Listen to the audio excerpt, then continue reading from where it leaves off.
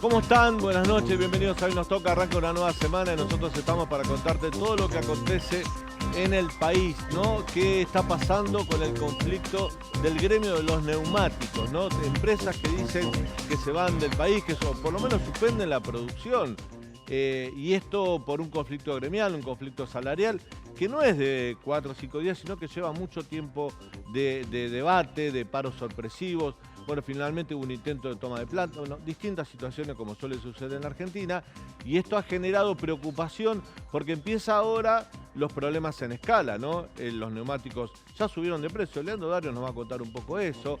¿Qué va a pasar con la producción de automóviles? No tienen neumáticos, tienen que frenar la producción. Hay una empresa que ya anunció que va a frenar la producción de automóviles porque va a carecer de neumáticos. Bueno, hubo una consideración obligatoria. En principio, todos queremos que esto se solucione, pero también hay que decir, y esto es concreto, ¿no? Porque te puede gustar o no la medida de fuerza que toman los trabajadores, pero le han ofrecido oficialmente un 38% hasta marzo de aumento. La inflación es mucho más. Entonces los trabajadores también tienen que defender su bolsillo. Pero ¿hay algo más detrás de todo esto?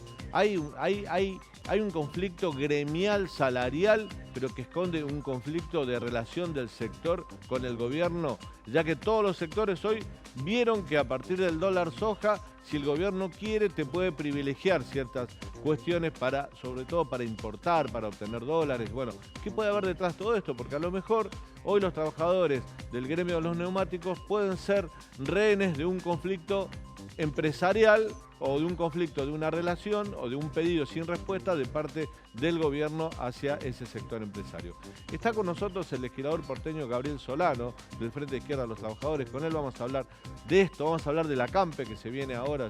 Eduardo Belligoni anunció una ACAMPE también por planes sociales, por lo que están padeciendo los sectores sociales más desprotegidos. Bueno, con él vamos a hablar de todo un poco. Y además con un empresario, con alguien del sector para contarnos qué solución puede tener este conflicto, que hoy fue la noticia del día, ¿no? Ya te digo, más allá del conflicto salarial al cual se circunscribe una pelea como ha pasado miles de veces en Argentina, un paro porque los aumentos o las condiciones laborales no están acordes, los gremios o los representantes gremiales toman cartas en el asunto. Esto puede derivar en otros problemas si no se le soluciona pronto, como es la producción de automóviles. Argentina produce automóviles y sin neumáticos no los pueden completar y por lo tanto podrían desencadenar en que frene la producción y eso significaría suspender, por ejemplo, puestos de empleo. Gente que se queda sin trabajo momentáneamente. Por eso digo que va mucho más allá de este conflicto salarial entre un 38% que le ofrecen los empresarios del sector a los trabajadores y la protesta gremial. Todo esto lo vamos a hablar con Gabriel Solano. Te vamos a hablar de otras cosas, porque fue uno de los dirigentes de la izquierda que le contestó a Cristina vía su red social de Twitter, algo que algunos periodistas también lo hicimos notar porque encerraba una mentira. Cuando Cristina dijo, en los gobiernos peronistas nunca se reprime, esto lo hacen otros gobiernos. Y sin embargo la historia te dice lo contrario. Y uno de los dirigentes políticos, que no es ni de Juntos por el Cambio, ni es de la derecha, de ningún otro partido político que uno podría decir tiene algún tipo de connotación, dijo, no es así, esto es mentira, y dio algunos ejemplos. Bueno, eso vamos a estar hablando con Solano en un ratito. Leandro Dario tiene mucha información del mundo económico y la última información a la cual me voy a referir como un comentario editorial tiene que ver con una disposición que tomó recién, hace un ratito nada más, el Ministerio de Educación porteño de denunciar a un grupo de padres que están realizando o acompañando a sus hijos en la toma del colegio Mariano Acosta. Permanentemente, y esto lo he dicho yo, acá en el programa, haciéndome eco de información, de ejemplos de otros países, de haber estudiado, de haber seguido el tema educativo, por ejemplo, para el diario La Nación, durante muchos años cubrí educación, yo siempre sostengo la idea, no debo tener la razón, pero es una idea, que siempre está bueno que los padres participen del debate educativo, que los padres participen de lo que significa discutir una política educativa, un programa educativo, que no solo esto se pueda circunscribir a lo que es el Estado, los gobiernos educativos y los gremios que representan a los docentes. Las familias también tienen que estar, pero es la forma acompañar a sus hijos a tomar un edificio público, no es demasiado extrema.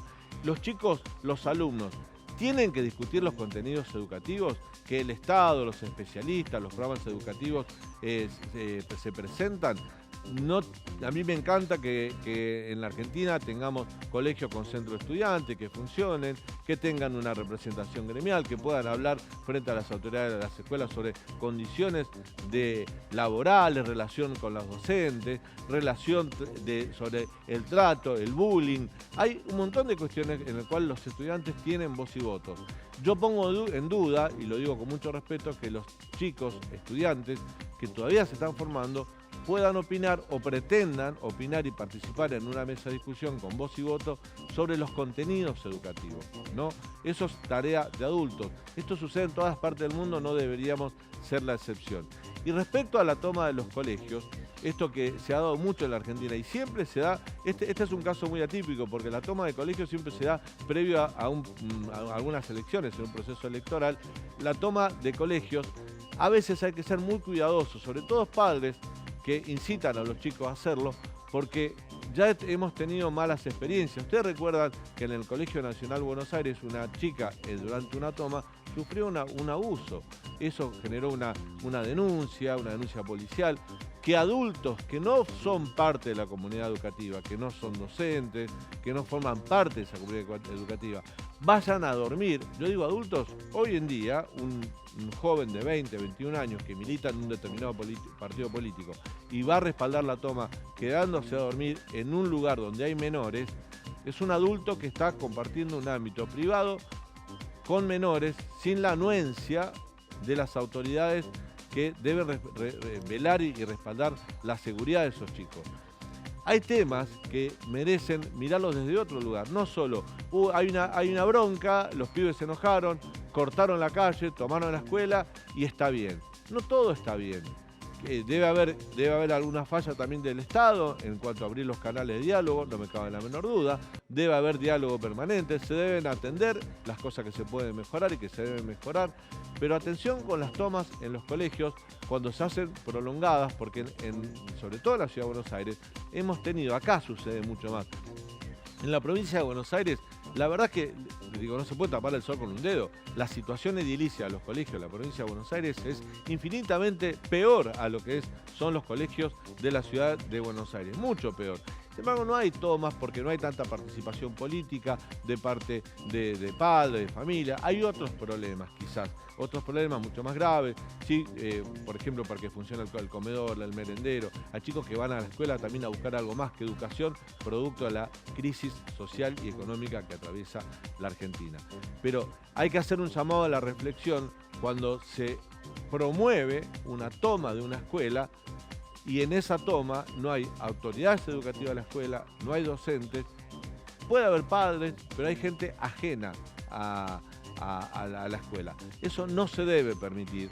Y hoy la ciudad hizo una denuncia a los padres que sí se hicieron responsables de la toma al llevar y acompañar a sus hijos, lo que está sucediendo hoy en el Colegio Mariano Acosta, aquí en la ciudad de Buenos Aires. Probablemente, porque esto siempre viene el efecto dominó, en los próximos días tengamos más protestas y más tomas, porque siempre empiezan a aparecer los centros estudiantes que van hablando uno con otro, y lo único que estamos logrando es perder más días de clases, como que no nos sobran horas de día de clase. Hablamos la semana pasada de esto. Necesitamos que nuestros alumnos estén en la escuela, necesitamos que nuestros docentes estén enseñando, necesitamos que la escuela funcione. No es la forma.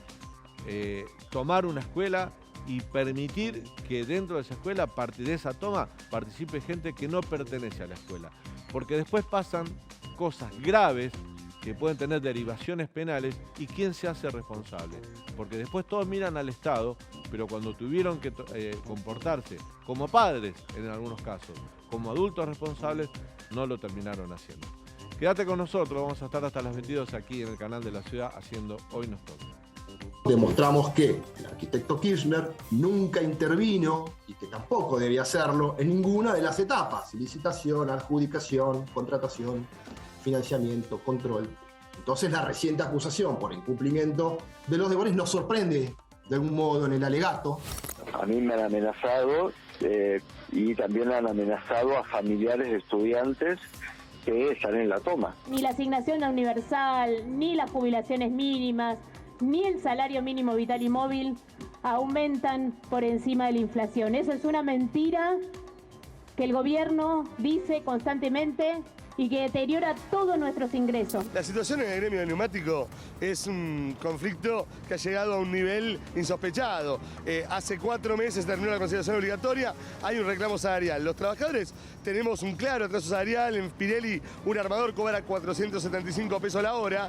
475 pesos la hora. A partir de mañana, aquí en la 9 de julio, pero en todo el país, en decenas de ciudades, en todas las provincias de la Argentina, va a haber una enorme movilización nacional contra este brutal ajuste que estamos sufriendo los trabajadores.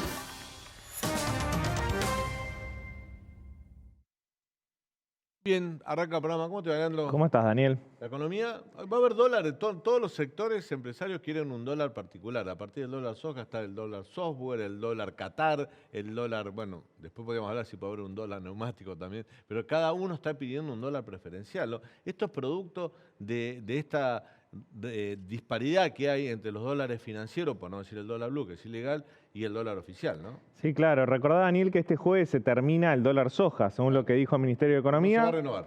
No se va a renovar, termina el viernes y se cumplieron con los objetivos que eran 5.000 millones. Bueno, ya hay más de 6.000 millones liquidados por parte de los sojeros. Entonces se termina septiembre, se termina el dólar soja y el gobierno va a necesitar idear algún otro tipo de mecanismo para que se empiecen a liquidar divisas de otros sectores. Por eso se habla del dólar software para la economía de conocimiento, que hoy por hoy los desarrolladores que trabajan en economía de conocimiento directamente trabajan para el exterior y no ingresan los dólares que facturan, sino que los dejan fuera del país, muchos de ellos. Los profesionales de servicio hacen lo mismo, ¿no? Así es, así es. Y bueno, y también se está hablando del dólar Qatar. El dólar Qatar es dólar turista, encarecerlo para que el Banco Central no tenga una salida, una sangría de dólares, justo ahora que se viene, por un lado, el Mundial de Qatar. Y la temporada de verano. Y la temporada alta de verano, así es. El dólar soja, ya nos vamos con el invitado, benefició a todos los productores, a los pequeños y medianos productores, porque hay una gran versión, una gran bronca en el campo. He hablado con algunos miembros de sectores gremiales que dicen, los únicos que se beneficiaron fueron las grandes cerealeras. Sí, a los que principalmente beneficiaron fueron las grandes cerealeras, es cierto. Los productores que se dedican a cultivar y cosechar soja, algunos fueron beneficiados, pero el resto de los productores que se dedican a maíz, trigo, tambos, lo dijimos acá, producción avícola, chanchos, esos no fueron beneficiados porque justamente ellos siguieron liquidando al dólar oficial y aumentaron los costos, los insumos por la suba de la soja, claro. Con lo cual ellos fueron perjudicados. Perjudicados, o sea, indirectamente perjudicados. Esto benefició principalmente a las grandes cerealeras y al Banco Central, en menor medida a productores de soja y perjudicó al resto de los productores agropecuarios. Bueno, muy bien, pero hay un conflicto que es en el gremio en el sindicato, en la producción de neumáticos, 3 empresas que frenaron la producción, producto de un conflicto gremial que ya viene de varios meses, no es nuevo, pero ahora está tocando su punto más álgido. Lo hablamos con el siguiente invitado. Se trata de Gabriel Solano, legislador porteño por el Partido Obrero en el Frente Izquierda Unidad, presidente del Partido Obrero, participó en las movilizaciones estudiantiles contra el menemismo y además es fanático de River, el Millo. ¿Cómo te va, Gabriel? Bien. Bienvenido. En el fútbol no estamos tan bien, pero bueno. ¿Qué vamos a hacer? Así es la vida. Viene con la panza llena, ahí no podés decir nada. No me puedo quejar. Ahí no te quejes. No me puedo quejar. No te podés quejar. Gabriel, ¿qué está pasando en este conflicto gremial en el sector de los neumáticos? Es fácil, recién escuchaba a Alejandro Crespo, que es el secretario general del SUTNA, y lo explicó muy bien. Acá hay un atraso salarial de los trabajadores, en general de todo el país. Sí. Tampoco en el neumático de la excepción. No estaba cerrada todavía la paritaria 2021-2022, porque la paritaria original, como las previsiones inflacionarias, todas se quedaron cortas, estaba cómo se recuperaba lo que se había perdido, se estaba discutiendo justamente eso. Pero estaba vencida esa paritaria y ya se empezó a discutir la paritaria 22-23. A partir de junio tenía que haber empezado. Y las empresas propusieron de junio a marzo, es decir, 9 meses, un aumento del 38%. Vos te das cuenta que si la inflación va a ser más o menos 100% anual, un porcentaje que está más o menos en la línea de lo que el Banco Central también está discutiendo, y ya está, porque no estamos hablando de previsiones, ya tenemos la inflación de julio y la de agosto, sabemos cuánto fue. Sí. Entonces te da una pérdida muy importante del salario, porque 38% en 9 meses va a estar por debajo como mínimo en 30 o 40 puntos de lo que va a ocurrir realmente. Yo creo que es casi una provocación. Es demasiado mala la propuesta de la patronal. Y además fue cerrada unilateralmente por el Ministerio de Trabajo, que este es otro punto de conflicto que agravó la situación. Lógico, la reunión, que fue lo que derivó la ocupación de la semana pasada. Van los trabajadores y dicen, bueno, entonces, ya está. ¿Cómo ya está? ¿Cómo ya está? Estamos discutiendo una parte de la paritaria, supone el acuerdo de las partes. Claro. La negociación paritaria, hay una parte patronal, hay una parte de los trabajadores y el sindicato, el Ministerio de Trabajo actúa como una especie de árbitro mediador, pero no puede dar por cerrada una paritaria a partir de una propuesta patronal, sin el acuerdo del sector de los trabajadores. Como se hizo esa ocupación y se largó un paro muy fuerte porque los trabajadores se indignaron, nos están sacando una parte importante de los salarios, tengamos en cuenta que el sector neumático es un sector muy concentrado. Acá no hay pymes, no hay nada, son 3 grandes empresas. ¿Que son? Lo que es Bridgestone, que es Firestone, que es japonesa norteamericana, Pirelli, que es italiana, y luego FATE, que es argentina, pero los dueños de FATE tienen aparte Aluar, es decir, son empresas que tienen un gran respaldo económico. El salario, para que se tenga bien en cuenta, el salario en la actualidad de un trabajador neumático ronda los 140.000 pesos, más o menos. No es exactamente igual a las 3 plantas, pero más o menos ronda eso. Hoy la canasta de pobreza, ¿cuál es? La real, Sí, eso. Es eso, más o menos. Porque Eso más peso menos dicen está por ahí. 115, pero no cuenta el alquiler. Al ganar el alquiler, estás en 140.000. Y sí, pero tampoco cuenta agosto, digamos. Por eso, estamos en esa cifra. Es decir que cuando uno escucha a de Mendiguren, que ahora quiere aparecer como mediador, ¿hoy qué dijo de Mendiguren? Los trabajadores neumáticos son los que más ganan en el país. Primero, no es cierto. Y segundo, si los que más ganan el equivalente a la canasta de pobreza, qué mal que está Argentina. Ahora, Gabriel, Bridgestone, que es una de las empresas que mencionaste, se hizo famosa en los últimos meses porque se anunció en la prensa de que va a pagar 730.000 pesos a cada trabajador en concepto de participación de las ganancias. Sí. ¿Cómo puede ser que sea tan angustiante la situación cuando se conoce eso también, o por lo menos se conoció hace unos meses? A ver, primero, es una de las 3 empresas grandes del sector. Las otras no tienen eso. Punto 1. Punto 2. Justamente es algo que venía atrasado porque esa era la participación de los trabajadores en las ganancias, que había sido acordado hacía muchísimo tiempo y no se estaba cumpliendo. Ese monto, que suena exuberante, tiene que ver con el atraso de las empresas en cumplir lo que se habían comprometido. ¿Por qué no se cumplía? Porque la dirección anterior del sindicato, que no es la que está actualmente, no hacía cumplir lo que se había firmado. Asume una dirección que responde realmente a los trabajadores y reclama que se cumplan. Ahora, también te das cuenta de la ganancia que tienen las empresas. Hoy la participación de un trabajador, de la hora del trabajador en el precio del neumático es ínfima. El cálculo que se hizo es que solamente el precio final del neumático, el salario participa en un 2% del costo total. Los neumáticos están carísimos. Lo sabe cualquiera que tiene que ir a cambiar una goma de su auto. Y no empezó ese encarecimiento como resultado de esta medida de fuerza. Es previo. Hay una enorme especulación. Ahora, Gabriel, ¿no se está poniendo en peligro un montón de puestos de trabajo? Ya no te hablo solo del neumático, sino de toda la cadena automotriz. Trabajadores, por ejemplo, están en Ford, en Toyota, que pueden llegar a ser suspendidos. O sea, ¿con esta medida no se está poniendo en peligro muchos otros puestos de trabajo? Por la medida de la patronal, decís vos. ¿O por el conflicto? Bueno, está bien, pero el conflicto tiene... A ver, hay que buscar sus responsables. Si vos me decís a mí que un trabajador tiene que admitir el 38% de aumento en 9 meses... No, eso está claro, pero ¿a vos no te preocupa los otros puestos de trabajo que también están en peligro? Me preocupa, por supuesto, y me preocupa lo siguiente. Yo soy un trabajador, que no soy de neumático. De cualquier, soy de la sanidad, soy de metalúrgico, de la UTA, de colectivero, y veo que un sindicato firma el 38% en 9 meses. Yo me preocuparía. Y este sindicato actúa mal. Después me lo van a imponer a mí. Se sienta el precedente de una pérdida de 20, 30 puntos contra la inflación. Yo diría, este sindicato no está actuando como corresponde, porque la clase capitalista tomada integralmente va a usar esto como un modelo en posteriores negociaciones colectivas. Querría yo, como trabajador de otros lugares del movimiento obrero argentino, que cualquier sindicato defienda como corresponde su trabajo frente a la inflación, para que a mí también me lo puedan defender. Gabriel, pero... La idea de un trabajo, de un salario que se ajuste a la inflación, como máximo ese congelamiento, porque es la capacidad adquisitiva del salario. Nadie está pidiendo más que defender una situación que hoy es evidente. Mañana, martes, en la Ciudad de Buenos Aires, paran los médicos municipales de la Ciudad de Buenos Aires. Se puede decir mucho, pero no son de Partido Obrero. Digo, hay médicos de Partido Obrero, pero el sindicato no lo dirige Partido Obrero. Mañana para ATE Nacional, no lo dirige Partido Obrero.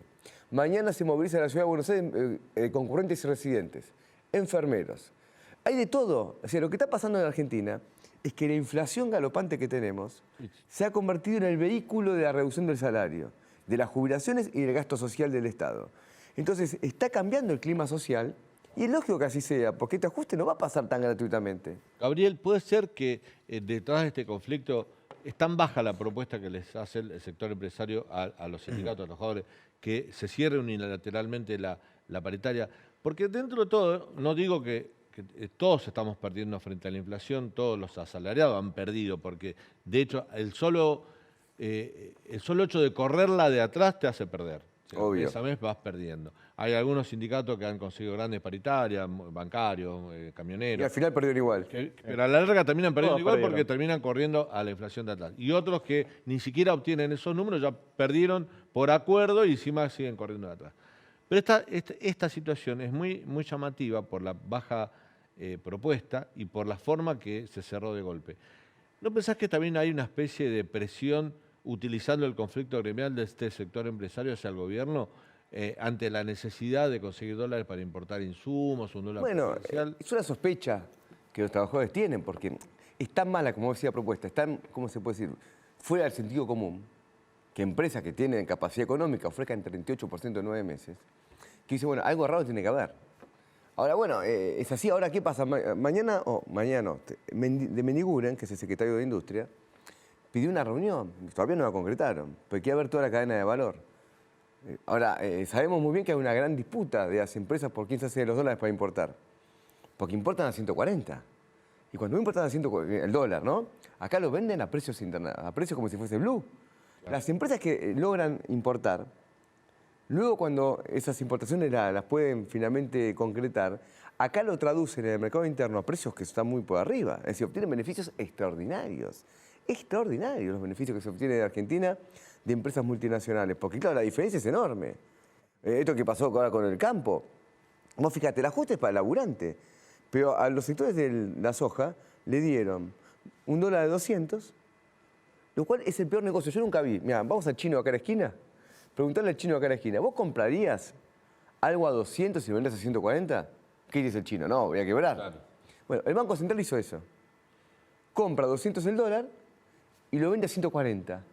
Eso no lo hace el chino, no lo hace nadie. Eso es más emisión y más déficit fiscal. Y más inflación. Y más inflación. Ahora, yo cuando le escucho a los que mucho atacan la emisión, sobre esto no dijeron nada. Cuando la emisión es para una jubilación, el grito en el cielo. La emisión fue para darle 350.000 millones de pesos a los ojeros, porque hacer la cuenta, los 6.000 millones que más o menos liquidaron, por los 60 pesos cada uno, que da 360.000 millones, nadie dice nada. Entonces, para algunos hay... Es la misma cantidad que el Estado se ahorró segmentando y subiendo las tarifas de los servicios públicos como gas y electricidad. O sea, pero te hago otro ejemplo. O el impuesto a la riqueza. No, pero el ejemplo, me parece que estamos perdiendo de vista que el ejemplo más claro es que puso más de 300.000 millones de pesos en el dólar soja, pero le sacó 50.000 millones de pesos a la educación, le sacó lo de fondo para discapacidad, a la obra pública, 225.000 millones de pesos. Hubo un recorte muy fuerte hace 30 días. Por eso te digo, acá el ajuste no es para todos. Acá hay una transferencia enorme de ingresos. Y ahora están anunciando nuevas medidas de ajuste. Nuevas medidas. Si bien el dólar, esto que se decía, dólar Qatar, dólar acá, dólar para allá, esto vamos a ver, estamos yendo a una devaluación más o menos directa, la están haciendo a cuentagotas, por sector, segmentada, pero la inflación que viene va a ser muy fuerte. Va a ser muy fuerte. Entonces yo creo que para los trabajadores es imperioso defenderse de esto, porque yo escucho a otros, ¿no? Vos fíjate lo siguiente, piquete. Acá hubo un piquete de la venta de soja. Nadie vendía nada. De repente apareció el dólar soja y se tiraron de cabeza.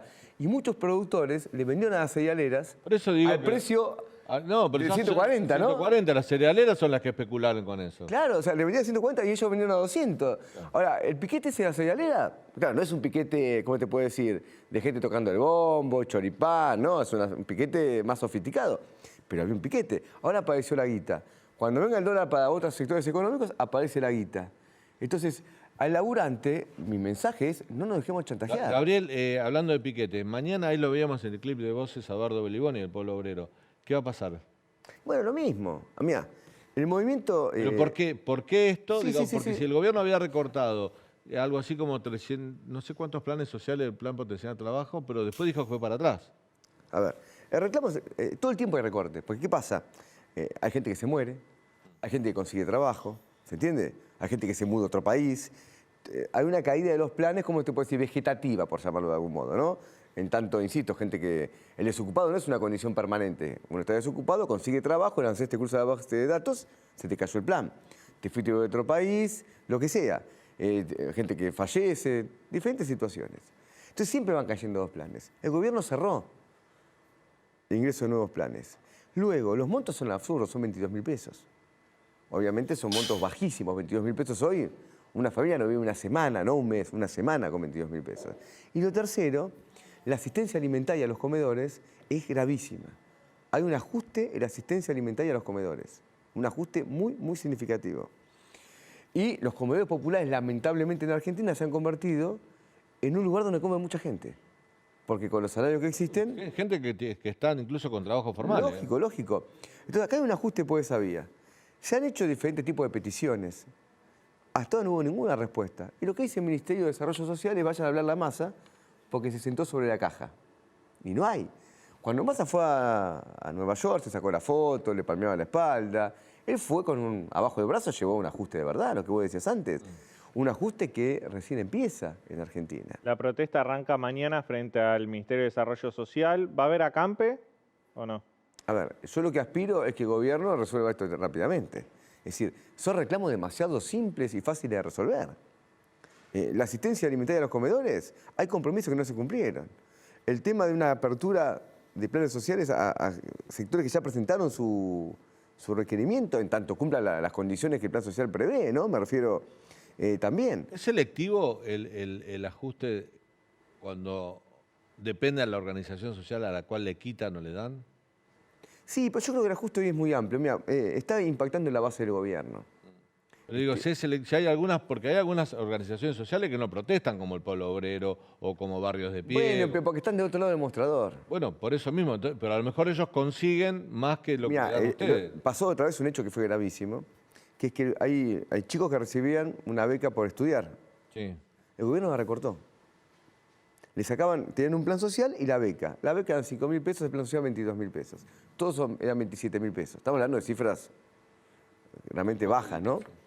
El gobierno dice, tenés las dos cosas, te saco el plan. Ni siquiera la beca, o sea, le sacaba el ingreso más importante, ¿no? Eran como 80.000 pibes, lo cual contradecía el discurso de decir hay que capacitarse, formarse, la gente va a estudiar. Cuando pasa eso, la mayoría de los afectados eran de personas que se habían inscrito por los movimientos sociales que están dentro del gobierno. Pero no decían nada. ¿Y por qué? Porque los dirigentes sindicales que están dentro del gobierno, o los dirigentes estos sociales que están dentro del gobierno, terminan finalmente, ¿cómo? No me sale una palabra como liviana, voy a usar la que me sale, traicionando, me sale esa, a su propia base, en función del lugar que ellos ocupan. Claro. Porque finalmente el desocupado que está ahí la pasa tan mal como el desocupado que está en el Pueblo Obrero. Si mañana no tenés respuesta, ¿la vocación es quedarse cuánto tiempo? No sé, no soy el que directamente organice el movimiento, pero la vocación es que haya una respuesta. Porque se han hecho las cosas, se ha hecho requerimientos bajo diferentes formas, se ha ido a Plaza de Mayo para entorpecer el tránsito, se ha hecho mil de cosas, Esto viene desde aquel acampe en Plaza de Mayo. Ahora no hubo ninguna respuesta. No hubo ninguna respuesta. Y digo, y mañana paran ATE, médicos municipales, residentes y concurrentes, viene a haber una marcha de los sectores discapacitados que vos antes citabas. Sí, claro. Hay mucha bronca por abajo, porque, insisto, el ajuste es para todos, no es para el Partido Obrero. El que va al chino sabe cuánto vale las cosas, todo el mundo paga lo mismo, Gabriel, antes de despedirte, lo dije cuando comenzaba el programa, me llamó la atención por lo siguiente. No es común que la izquierda confronte al peronismo, no sé si a lo mejor porque tiene el mismo electorado o qué, pero no es común que lo hacen, digamos, cuando gobiernan, no tienen problema en llevar adelante conflictos gremiales, no digo eso. Pero el otro día, el viernes, en su alegato de cuando se defendió la vicepresidenta Cristina Kirchner, dijo, los gobiernos peronistas nunca reprimieron a nadie. Esto lo hacen los otros gobiernos. Entonces que les salgan a contestar los radicales, que gobernaron, les hagan a contestar otros, bueno. Pero saliste vos también a decirle que era mentira. Pero es una mentira grande como una casa. Primero me llamó la atención la mentira, no porque crea que no puede mentir Cristina Kirchner. Yo no tengo una visión que miente siempre. Pero me llamó la atención el lugar donde lo hace. Porque es un lugar en un juicio. Sí, es un alegato de su defensa, no es un discurso político. Se supone que si vos mentís en esto, puedes mentir en otra cosa, ¿se entiende? O sea, cuando es tan poco el apego a la verdad, no se da tampoco el apego a la verdad cuando hablas de lo que el juicio finalmente estaba estudiando, que eran los hechos de corrupción. El peronismo ha reprimido en Argentina de una manera violentísima. Lo primero, lo más fuerte para mí en la historia es la AAA. La AAA, por supuesto, sí. Es terrorismo de Estado. Está impune. Hay pocos, de Estado que están, sí, hay pocos, pero fue más de 1000 casos de asesinatos. Sí, claro. De asesinatos. Hay un libro que yo recomiendo, El presidente que no fue. Sí, de Miguel Bonazo. De Miguel Bonazo, que habla de la presidencia de Cámpora. Él cuenta ahí con pelos y señales cómo se forma la AAA con la presencia de Perón en la casa de Gaspar Campos, donde llegan con las carpetas de a quién había que asesinar. Y la cantidad y las torturas que se dieron en el hotel de Seiza el día que llegó Perón, el 20 de junio, que lo usaron de centro de clandestino de tortura para militantes. Y hay un libro de Berbisky sobre eso, que se llama Ezeiza. Digo, dos militantes del peronismo, Bonazo y Berbisky, no son trotskistas como yo, y lo documentaron. Y luego los gobiernos posteriores, el propio kirchnerismo llega al gobierno, en un acuerdo con Duhalde, que tiene que anticipar las elecciones por Cortés y Santillán. Y vos decís, bueno, ¿y el kirchnerismo? Y el kirchnerismo tiene, mira, en el 2001, el Partido Obrero tiene un tema con el kirchnerismo. Nosotros tuvimos una presencia muy fuerte en Santa Cruz, siempre. Es decir, dirigíamos la CTA de Santa Cruz, el gremio docente de Santa Cruz, de hace mucho tiempo. Y éramos la única fuerza de izquierda en Santa Cruz y con mucha presencia de los sindicatos y todo. En el 2001, el kirchnerismo mandaba patotas a reprimir acá, en Santa Cruz, como hacía acá de la Rúa en Plaza de Mayo. ¿Se acuerdan de Barizat que atropellaba manifestantes? Sí, Barizat. Bueno, y Berni. Una protesta docente. Y Berni en la Panamericana. Y Berni en Guernica. Entonces uno escucha esas cosas. Yo al menos no tolero que se le mienta así al pueblo argentino, sobre todo a las nuevas generaciones que capaz que no saben lo de la AAA, no saben lo de 2001. Entonces, y eso creado en un juicio. Sí, igual yo creo que no, y hay algo que no hay que dejar pasar, que son los atropellos y violaciones a los derechos humanos y civiles que se dieron ante la pandemia, con muertes incluidas, de gobiernos provinciales peronistas. Infram. Fíjate lo que dijo, mañana vamos a estar hablando de esto posiblemente Marcelo Saín, que se escuchó el audio, ministro de Seguridad de la provincia de Santa Fe, contando alegremente cómo estaba sometiendo a una especie de tortura psicológica a una mujer porque había sacado de pasear a los perros durante la pandemia. ¿Lo escuchaste el audio? Escuché cosas terribles. Bueno, lo que dice es preocupante, hasta a favor de que este narco use la expresión caga a tiros a los rosarinos. Guille los caga a tiro a todos. Sí, no, una cosa nefasta, pero y Infram en Formosa, bueno. Capitanich en Chaco, y así en Chubut, el gobernador, ¿cómo se llama? Arcioni en Chubut. Es decir, la lista de represiones del peronismo, porque es un tema conceptual, y yo estoy obligado a decirlo como dirigente de izquierda. El peronismo siempre ha buscado cooptar desde el Estado a los movimientos populares, para neutralizarlos por dentro. Así se ha generado una burocracia sindical muy fuerte, ahora una burocracia en movimiento social, es decir, va en su ADN el peronismo. Ahora, lo que no logra cooptar, es palo, así fue en la década del 70 y así sucesivamente. ¿Y la represión que se aplica a los sindicatos?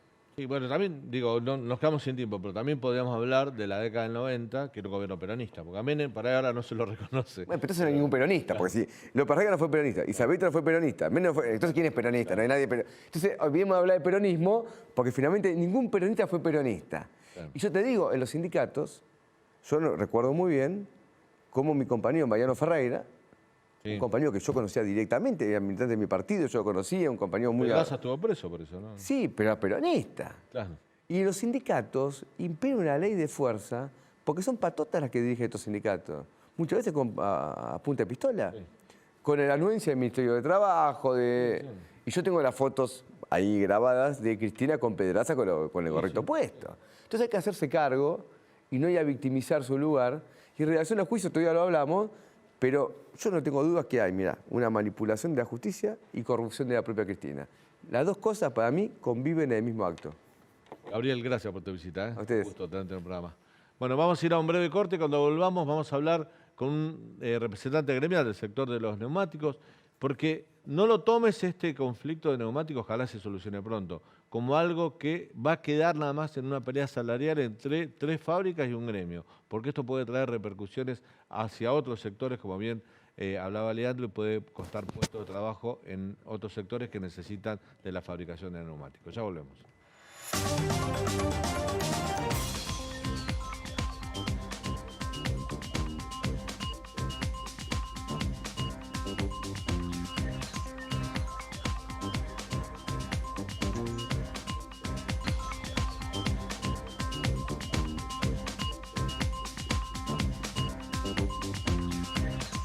Segundo bloque de hoy nos toca.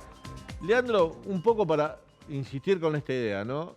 Es un conflicto gremial, sector de los neumáticos, 3 fábricas que fabrican neumáticos en Argentina, digamos, no son 40.000 o 40, son 3 nada más.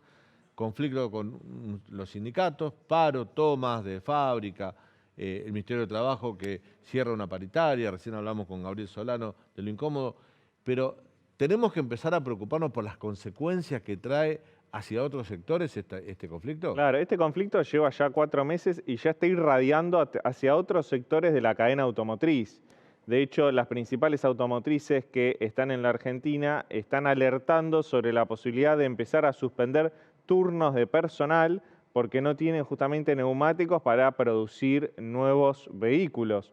Con lo cual, no estamos hablando solo de, ojo, que es un conflicto solo del trabajador de neumáticos, sino que esto se está irradiando a otros trabajadores de la cadena automotriz y están en peligro otras fuentes de trabajo si esto persiste en el tiempo. Bueno, hoy había en algunos portales de noticias sugerencia de cómo cuidar tus propios neumáticos para que no se desgasten, para que aguanten más, porque los neumáticos, por supuesto, los usados incluso van a subir de precio y se va a abrir otra situación. Hoy lo hablamos con Leandro, digo, por ahí es muy prematuro. Van a empezar a robar neumáticos en la Argentina. Porque puede pasar eso. Cuando empieza a escasear, digo, hay un mercado negro que lo habilita, va a pasar eso. Por eso digo, hay que prestarle atención desde otro lugar. Estamos en contacto, Pájaro, ya no sé si lo tenemos. Está con nosotros Juan José Anchava, secretario ejecutivo de Sudna Merlo, Sindicato Único de Trabajadores de Neumático Argentino. Trabaja en Pirelli desde el 2012. Juan José, buenas noches, ¿cómo te va? Hola, buenas noches, ¿qué tal? ¿Cómo están? ¿Cómo te va? Gracias por atendernos. Bueno, hicimos un panorama, recién estuvo Gabriel Solano acá, hablamos de esta paritaria. ¿Cómo lo están viviendo ustedes desde adentro y hasta dónde piensan que puede dar este conflicto? Bueno, nosotros estamos en un conflicto ya de hace 5 o 6 meses, desde que se terminó la conciliación obligatoria, que fue el 17 de mayo hasta el día de hoy, se tomaron ya diferentes medidas de fuerza.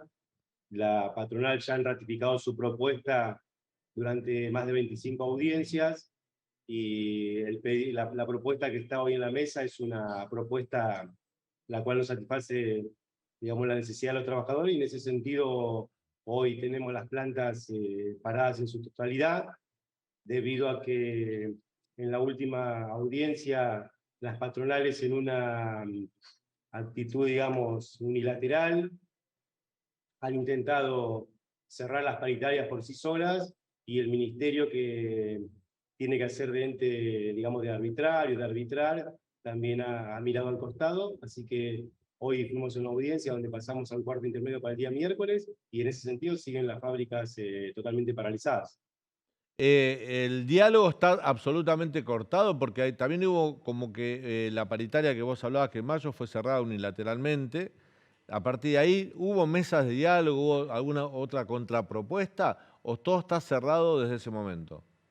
No, desde mayo mantienen una propuesta, y la última audiencia de la semana pasada han intentado cerrar unilateralmente la paritaria anterior, que es la paritaria 21-22, en la cual estamos discutiendo en el marco de la revisión paritaria, que hay una propuesta que no satisface el pedido de los trabajadores, y han hecho una propuesta para la paritaria 22-23, que primero y principal es un porcentaje del 38%, que es una falta de respeto para los trabajadores, siendo que hay organismos digamos, oficiales, en los cuales dicen que estiman que digamos que la inflación en ese lapso va a ser de 3 dígitos, pero más allá de eso, la paritaria anterior, la cláusula de revisión de la 21-22, no, hay una propuesta a la cual nosotros la rechazamos, está rechazada. Entonces, si está rechazada, no pueden cerrarla de forma unilateral. Las paritarias son acuerdos de partes. Claro. ¿Por qué decís que el Ministerio de Trabajo mira para el costado? Porque mira para el costado, porque actúa en complicidad con las patronales, porque el ministerio sabe que por cuestiones legales no se puede cerrar una paritaria unilateralmente, y cuando las patronales, hay una paritaria 21-22 que está abierta, no pueden hacer una propuesta para la 22-23 sin atender la paritaria anterior, en la cual hay un pedido hay una propuesta que está rechazada por el sindicato. Entonces hay que discutir en ese marco de la 21-22. Ahora, si te hacen una propuesta para la paritaria 22-23, no hay forma no hay una base a donde apoyar ese porcentaje, porque no está cerrada la paritaria anterior, no hay una base. Juan José, Patricia Bullrich y otros dirigentes los llamaron a ustedes mafia sindical y los acusaron de poner en riesgo los puestos de trabajo. ¿Qué contestás a eso? No, esos obviamente son actos totalmente repudiados por todos los trabajadores, y que realmente otra cosa no se puede esperar de estos personajes de la política, pero son actos totalmente repudiables. Juan Carlos, vos sabés que me parece Somos que... trabajadores que estamos luchando en contra de un atraso salarial para tener un futuro para nuestra familia, nada más, no somos delincuentes. Juan José, teniendo en cuenta cómo escaló el conflicto con el sector, me da la impresión que están un poco solos ustedes en el sentido, no vi por ejemplo a la CGT pronunciarse en este conflicto. No se han pronunciado, pero hoy hemos tenido una audiencia donde han movilizado masivamente los trabajadores de las 3 fábricas, donde han participado diferentes organizaciones sociales, diferentes organizaciones sindicales, donde se han movilizado muchísimos trabajadores ocupados y desocupados, y realmente eso no creemos que sea estar solos. No digo, a ver, perdón, para lo mejor me expresé mal. No digo que ustedes estén solos, entiendo que tienen el apoyo de los trabajadores, del sector y de otros sectores sociales y políticos. Pero básicamente la Central Obrera no se ha pronunciado, da la impresión como que no están mirando para otro lado, como el Ministerio de Trabajo, ¿no? Sí, puede ser. Ellos tendrían que también, obviamente, tendrían que pronunciarse, porque creo que la paritaria, digamos, lo que marca el salario de los trabajadores, y si a un sindicato nacional industrial intenta de una forma unilateral cerrar una paritaria de esa manera, creo que se tendrían que estar pronunciando todos los gremios y todos los trabajadores. ¿Cuál es la situación ahora de ustedes en las 3 fábricas? ¿Están frenadas las producciones? ¿Las fábricas están absolutamente inoperantes? ¿Están la adhesión a la medida de fuerza del 100% de los trabajadores? ¿Ese es el cuadro de situación? Sí, desde la semana pasada, cuando intentaron cerrar nuestra paritaria de forma unilateral, automáticamente se frenaron la producción de las 3 plantas en su conjunto, y hoy, hasta el día de hoy, se encuentran las 3 fábricas al 100%, totalmente paralizada la producción, y van a seguir de esta manera hasta que las patronales del neumático no den una respuesta positiva al pedido de los trabajadores. Juan José, la última, ¿tienen alguna reunión prevista? ¿El Ministerio de Trabajo los convocó a alguna audiencia? ¿Una conciliación obligatoria? ¿Tienen algún tipo de, no sé, de salida o de una posibilidad de escuchar una contraoferta, o todo está estancado? En el marco de este conflicto, la conciliación obligatoria terminó el 17 de mayo, o sea que no hay más conciliación de mayo, conciliación digamos, obligatoria desde mayo. Hoy fuimos a una audiencia en la cual pasamos a un cuarto intermedio para el día miércoles. O sea que pasado mañana tienen ustedes que volver a trabajar en una reunión con el sector empresarial para ver si mejoran la oferta. Sí, en la cual nos estaremos movilizando nuevamente todos los trabajadores neumáticos y todas las organizaciones que nos estuvieron acompañando hoy. Por ahora, y esto para llevar tranquilidad, es un conflicto salarial. No hay trabajadores de despido que ustedes estén pidiendo reincorporación. Eso no ha pasado todavía, por suerte. No, estamos en el marco de la discusión de la cláusula de revisión de la paritaria anterior y, digamos, reclamando una adicional para los fines de semana. Bueno, muy bien. Juan José Achava, secretario ejecutivo del SUNA de Merlo. Gracias, Juan José. Fuerte abrazo y ojalá se solucione pronto esto. Muchas gracias. Bueno, vamos a ir al último corte y cuando volvamos, Leandro Dario nos va a contar por qué en Italia gana las elecciones o va a gobernar una mujer por primera vez y además por primera vez desde la Segunda Guerra Mundial gana la extrema derecha. Ya volvemos.